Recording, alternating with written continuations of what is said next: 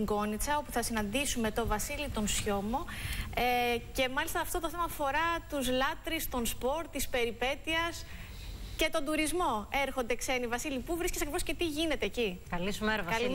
Καλημέρα.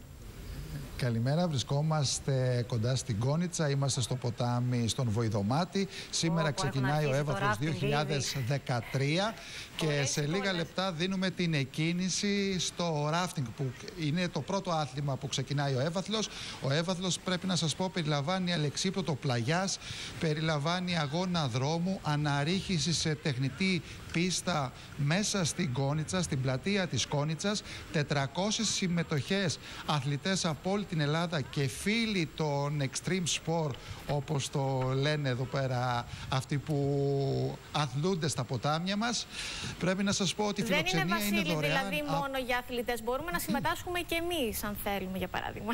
Και εσείς, απλά πρέπει να έχετε κάποια εμπειρία στο ποτάμι. Δεν μπορεί να μπει σήμερα κάποιος αρχάριος, γιατί πλέον είναι αγώνας. Δεν είναι μία βόλτα στο ποτάμι. Προσελκύει και ξένους επισκέπτες, Βασίλη, αυτή η διοργάνωση που πια έχει γίνει και παράδοση στην Γκόνιτσα? Σε αυτή την οργάνωση έχουμε ξένους επισκέπτες, έχουμε αθλητές από το εξωτερικό. Έχουμε λίγους ξένους αθλητές από το εξωτερικό φέτος, όμως η διοργάνωση αρχίζει να ξανανεβαίνει και να παίρνει την παλιά της δόξα. Το ότι έχει πέσει λιγάκι είναι μόνο θέμα συνθηκών οικονομικών. Ο Έβαθλος ξεκίνησε το 1997 στην Γκόνιτσα και για πάρα πολλά χρόνια είναι θεσμός πλέον. Είναι ο μεγαλύτερος αγώνας περιπέτειας στην Ελλάδα. Έρχονται αθλητές από όλη την Ελλάδα και θα αρχίσουμε πάλι να έχουμε και αθλητές από όλο τον κόσμο, διότι τα αθλήματα είναι πολύ συναρπαστικά. Έχουμε αλεξίπτωτο πλαγιάς, έχουμε αγώνα ράφτινγκ που βλέπετε αυτή τη στιγμή, αναρρίχηση σε τεχνητή πίστα, τρέξιμο σε καταπληκτική διαδρομή στο βουνό, στον εθνικό δρυμό Βίκο ΑΟ, και νομίζω ότι περνάνε καλά και οι αγωνιζόμενοι και οι συνοδοί τους. Και αυτό διαρκεί όλο το Σαββατοκύριακο? Αυτό είναι μόλις ξεκίνησε ο αγώνας και τελειώνει αύριο το απόγευμα. Είναι 2 μέρες. Και οι συμμετοχές που έχετε για φέτος, είπατε, είναι?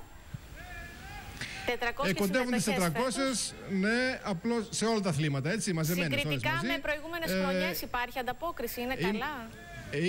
Είμαστε περίπου 100 αθλητές πάνω από πέρυσι. Αυτό μας δίνει ελπίδες ότι κάθε χρονιά θα πηγαίνουμε καλύτερα και ας είμαστε σε καταστάσεις οικονομικής κρίσης. Πολύ ωραία. Έτσι θέληση να υπάρχει και λίγο να προγραμματιζόμαστε και όλα νομίζω μπορούμε να τα βολέψουμε. Βασίλη, κάτι θέλεις να πεις? Πρέπει να σας πω ότι η φιλοξενία είναι δωρεάν στους 400 αθλητές από το Δήμο Κόνιτσας και από τη Δημοτική Αστυνομία, ενώ οι επισκέπτες, οι συνοδοί των αθλητών που θα έρθουν και θα γνωρίσουν από κοντά την άγρια φύση στο Ζαγόρι, στην Κόνιτσα, τα ποτάμια μας, μπορούν να βρουν ένα δίκνο δωμάτιο σε πολύ καλό ξενοδοχείο, ακόμη και με 25 ευρώ. Είναι μια τιμή αυτών των ημερών που στηρίζουν τον Έβαθλο. Και είναι πάρα πολλοί και οι συνοδοί που ήρθανε να γνωρίσουν από κοντά τα ελληνικά ποτάμια. Να, μια ωραία συνεργασία και σας ευχαριστούμε πάρα πολύ που είσαστε κοντά μας. Εμείς ευχόμαστε καλούς αγώνες και ευχαριστούμε κυρίως για τις εικόνες που μας μεταφέρατε. Καταπληκτικές εικόνες, πραγματικά. Καταπληκτικές. Από τις ομορφιές και από τις επιλογές που έχουν όχι μόνο οι Έλληνες τουρίστες, αλλά και οι ξένοι που, εφόσον το επιθυμούν, μπορούν να συμμετάσχουν. Και επιστρέφουμε εμείς στη συζήτησή μας και να δώσουμε το λόγο στην κυρία Μπούζογλου ότι υπάρχουν πολλά πράγματα που μπορεί να κάνει κανείς στην Ελλάδα. Οπότε, γιατί όχι, από τουρίστας να μην γίνει και επενδυτής, εφόσον υπάρχουν τα χρήματα. Και αυτό είναι που θέλουμε να καταφέρουμε για να ξεφύγουμε και από αυτή την οικονομική κρίση. Πιστεύω